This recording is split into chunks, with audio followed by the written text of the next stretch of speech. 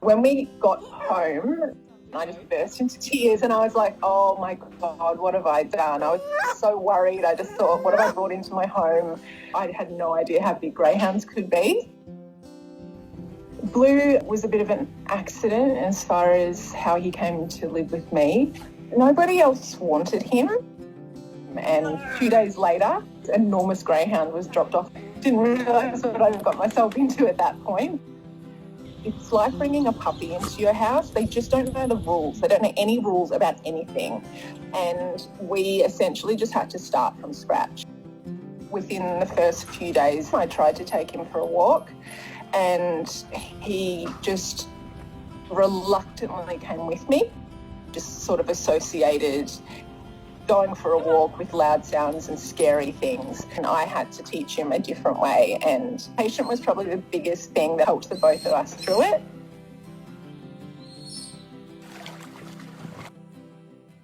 One day, he just started zooming around the house. I think that was the moment where I was like, I think he's going to be pretty happy here. Interesting show to watch this huge dog trying to sprint around the house. I knew that he was confident and comfortable with me. He's just very dorky, very bouncy, very emotional, very communicative.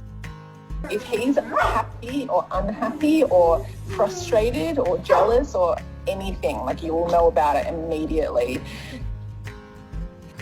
Most of the time he is a slug essentially, like he's just not moving by choice. When he wants to play, he'll sit in his bed. I can feel him looking at me. He'll just sit up and just start looking at me and staring at me, and it doesn't matter where I'm facing, I just know he's doing it. It's so intense. And then he'll start breathing quite loudly, and then that will work its way up to the most infuriatingly quiet whine. And then if I still am not giving him enough attention, it just gradually gets louder into a bigger whine, and then it gradually works up into his bark. And once it gets there, I'm just in hysterics. I can't take him seriously anymore. And unfortunately, like that's just one of these behaviours that I feel like I've reinforced. It could be worse. They imprint so quickly and you become theirs so quickly. But once that happens, once they know that they're safe, it's just the most magical thing to see them grow. They need a loving home, they need a couch, they need someone to hear all of their feelings and thoughts. He's come so far and he's really grown into himself.